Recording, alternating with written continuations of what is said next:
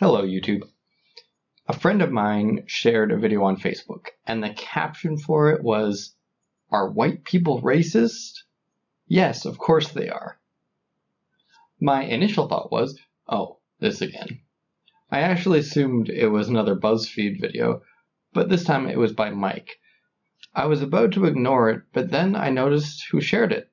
The guy who shared it is not, to the best of my knowledge, a social justice warrior of any kind. At least, I don't remember seeing him share this kind of stuff before.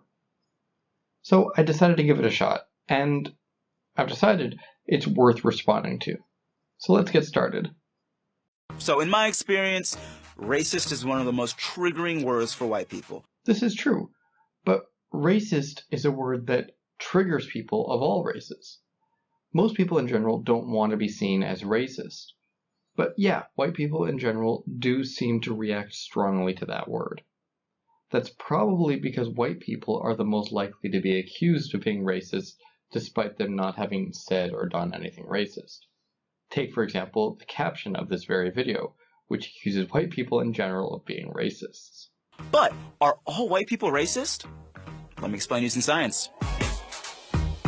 Short answer, no. Long answer, yes, of course. I assume you'll explain that contradiction later. A racist is defined as someone who feels discrimination or prejudice to people of a different race, or feels that one race is superior to another. Wait a minute. How does one go about feeling discrimination to people? Discrimination is an action, not a feeling. If this is going to be the quality of your science, then I don't have high hopes for this video.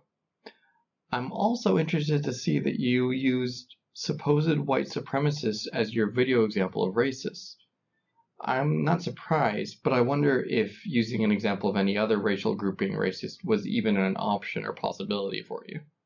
You're probably already like, oh my god, but that's not me. Hold the fuck on, I'm not done. It's like 3 minutes left in this video. Chill. Well, that certainly wasn't my reaction. I'm pretty aware of what prejudices and beliefs I do and do not have. But you can't really blame white people for reacting in that way, can you? The video starts off by making the claim that they're racist, then presents the definition of racism. If that definition doesn't fit the person, of course they're going to react by saying your claim that they're racist isn't true.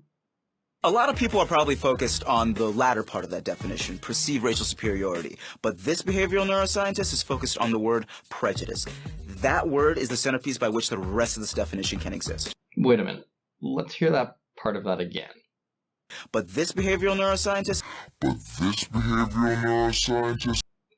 This guy is a behavioral neuroscientist? Really? I have to check this out. Okay, here's one of his public profiles. Mamadou Ndiaye, aka America's Black Friend, is a Brooklyn-based Mauritian stand-up comic, writer, improviser, and DJ. When he's not performing, you can catch him having serious arguments about the merits of the 1996 original motion picture Space Jam. Read his tweets and follow his exploits on Instagram. No mention of cognitive neuroscience there.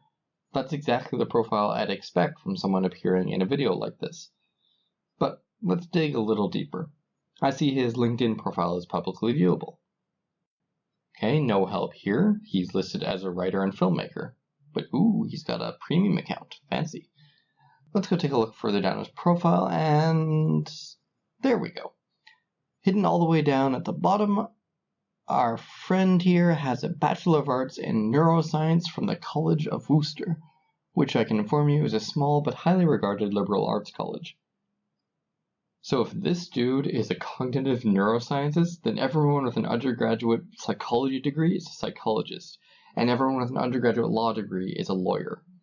I knew there was something fishy about that claim.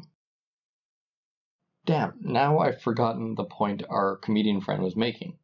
One more time, Mr. Neuroscientist. A lot of people are probably focused on the latter part of that definition, perceived racial superiority. But this behavioral neuroscientist is focused on the word prejudice. That word is the centerpiece by which the rest of this definition can exist. Well, if that word is so important, let's define it, shall we? Prejudice is defined as an unfavorable opinion or feeling formed beforehand or without knowledge, thought, or reason. Okay, yeah, that's certainly an important aspect of some racism, but it certainly doesn't encompass all racists. The bit about perceived superiority can also be a huge factor, by the way, so why are we prioritizing the prejudice part? Fun fact, humans do have a tendency to create in-groups and out-groups, but they aren't born with prejudice. That's something that we learn. It's a product of nurture, not nature. What that means is that we learn it from the people we're around, the people that we're raised by, also known as social contact. Also known as having human relationships? And prejudice can also form from experience, from media, from education, pretty much from anywhere an opinion can come from. Why are you trying to narrow things down unnecessarily? Social contact to different people has been proven scientifically to improve cognitive development and cultural understanding overall. Having relationships and talking to other human beings is good for you? Talking to people from other cultures improves your cultural understanding?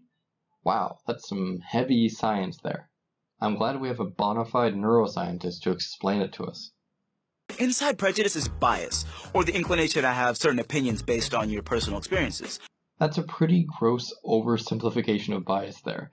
And again, this overemphasis on personal experience. Bias, like prejudice, can come from nearly any source, and some biases seem to be evolutionary in nature, like a bias against insects and snakes, or a bias against things that are different and unusual. Whether you think that Drake and J-Lo go well together, or that the 1996 motion picture Space Jam is the best movie of all time, it is. If you're gonna at me, combat me. We all have biases, and those biases align themselves to positive and negative emotions, like, wow, I love this, or I hate this. These opinions are based on a multitude of things. For instance, the media, stereotypes, and being around people from different walks of life. Okay, so where are you going with this? Are you going to try to equate bias with racism? That seems to be where this is going based on the visual examples being given. I'll say it again for those of y'all in the back. We all have racial biases. There it is. Oh, and when you're saying something again, it's usually because you've said it before. See, before you were talking about biases in general, and now you're talking about racial biases specifically. But yeah, generally speaking, everyone has racial biases, just like everyone has biases about everything. Racial bias, though, could be something as simple as being used to a certain skin color because you've seen it more often, so your natural reaction to that skin color is more positive. That's natural human behavior, not a moral issue. Racism is a moral issue. So, is having racial bias the exact same thing as being racist? In my opinion, nah. So what was the point of going to that whole spiel about biases then? Are you just spouting off a bunch of general facts to lend credibility to the other things you're going to try and claim? Racism is a spectrum, not a binary where you can either be a racist or an angel. That doesn't mean it's a spectrum, though. Just because something's not binary doesn't mean it's a spectrum. A person is a racist if they meet the definition of a racist. If they don't meet the definition, then they're not a racist. I think what you're actually describing is the fact that people who meet the definition of racist do not always think or act in racist ways. They're not racist 24/7 in everything they do. Someone who thinks Chinese people are less than human isn't necessarily going to go around saying that or acting based on that belief very often, but they'll still be a racist because they have that belief. Take it from Obi-Wan. Only a Sith deals in absolutes. To all who have supported me so far, I apologize for losing your trust and using a Star Wars prequel reference. I'll do better from here on out. Sorry, but your style of jokes don't match up at all with my sense of humor. I won't be checking out your comedy routine. But he did have a point. Need proof? Let's go take a test. The Implicit Association Test, or IAT, was a test developed by Harvard researchers to examine correlations between certain attributes like good, bad, fun, evil, and targets like black, white, gay, or straight. Interesting. So, I just went and took this test online. The way it worked is first they showed you a series of pictures of either white people or black people. The pictures are zoomed in on the face to make it more difficult, I imagine. They then tell you to press E on your keyboard if you see a black face, and I if you see a white face. Next, they do the same for a series of words. You press E for negative words and I for positive words. Then they bring it together. If you see a black face or a negative word, you press E. If you see a white face or a positive word, you press I. You do this for a bit, then they switch it around. Now you're pressing E for a white face or a negative word, and I for a black face or a positive word. And if you fuck it up a lot on this part but not on the other part, it's evidence that you have racial bias in favor of white people and against black people. Except that's bullshit. The first part of the test trains you to react to blackface and negative words by pressing E, and to press I for white faces and positive words. Just when you're starting to get good at this, the test switches things around, so of course you're going to make mistakes. This test doesn't measure racial bias, it measures your ability to retrain your reactions to stimuli quickly. When I took the test, I showed less racial bias towards any one group, probably because I had a very diverse upbringing with friends and family from all walks of life. That puts me a little bit lower on our racism spectrum. My man. Or maybe because you took tests of this sort multiple times and got better at it. This is exactly the kind of test where doing it a lot would affect the results. I'm sure with a few goes at it, I could get good at switching up my reactions in the last rounds of the test too. I did have a little bit of racial bias favoring people of African descent, which makes sense because I was raised by people of African descent and spent the most time with them. I wonder how people would react if a white person said they had a racial bias in favor of white people. Would the screams of racism even allow them to finish the sentence? I doubt it. But in reality, a person raised by people who look a certain way are going to be biased towards people who look like that, assuming, of course, their upbringing was a generally positive experience. So yes, it's possible to have racial biases, no matter how woke you are or how much you love The Wire. Yes, everyone can be biased about anything. We've already established this. Racial biases can happen both ways. So, the IAT isn't the end-all be-all whether you're racist or not. No, it's certainly not that. First off, it doesn't even claim to test racism, just racial bias. And second, it doesn't even test that. So yeah, it really isn't the end-all be-all of whether you're a racist or not. But if you're like, man, according to this test, I might be a racist, start by diversifying your friend group. Pick up a history book, talk to folks who aren't like you. It's never too late to unlearn prejudice. Or, just practice taking the test a bunch and suddenly you'll discover your prejudice just magically disappeared. But, to be fair, this advice is mostly good. I certainly don't like the idea of encouraging people to diversify their friend group. What does that even mean? Should people try to be friends with someone just because they happen to be of a different race? Should people avoid making friends with people just because they share the same race? Why not form friendships based on shared interests, shared values, and shared means of having fun, instead of basing friendship on the color of a person's skin or their country of origin? The rest of that advice is fine though, but you should be reading history books and talking to different people regardless of if you think you might be prejudiced or not. But you have to acknowledge that it exists first, fam. And watch Space Jam, it's mad good.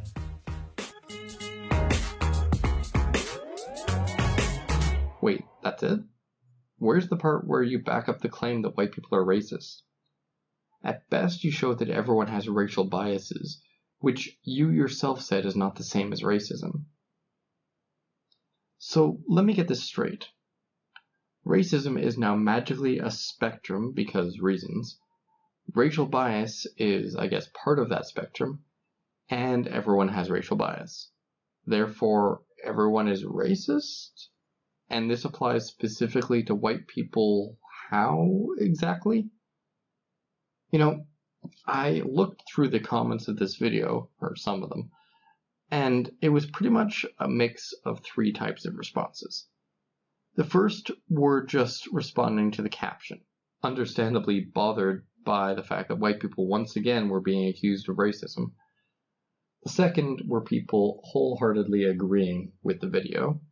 And the third were ones put off initially by the caption, but finding the content of the video to be good. I initially fell into that last category because I fell into the trap this video sets. See, it lulls you to sleep by throwing out a lot of facts that everyone agrees with, like the fact that everyone has biases. Then it pulls out some stuff that sounds like legitimate science, like the implicit association test. And then they just expect you to accept all the rest of their claims without question, as if they were as obvious as things like everyone has biases. throw in a bit of humor as a distraction, and you've got a perfect little piece of light propaganda. So I was wrong. I thought this wasn't just another white people are evil video, but it turns out to be just a cleverly disguised version. It seemed specially designed to get white people to admit to being racist. And I think it hardly needs saying, but promoting the idea that one racial group is inherently racist is a downright evil thing to do. Videos like this will cause well-meaning, ignorant people to feel guilty for their basic human reactions. It'll convince people they are racist when they're not. And with that caption alone, let alone the unfounded claims in the video itself, it will further divide people along racial lines to the detriment of everyone in society.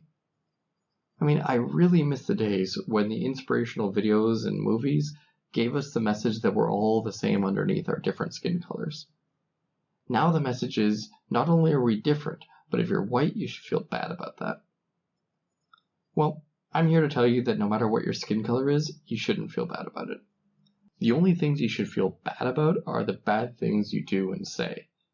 Don't let anyone make you feel guilty for something you haven't even done. By the same token, though, you shouldn't feel good based on the color of your skin or about things you haven't said or done.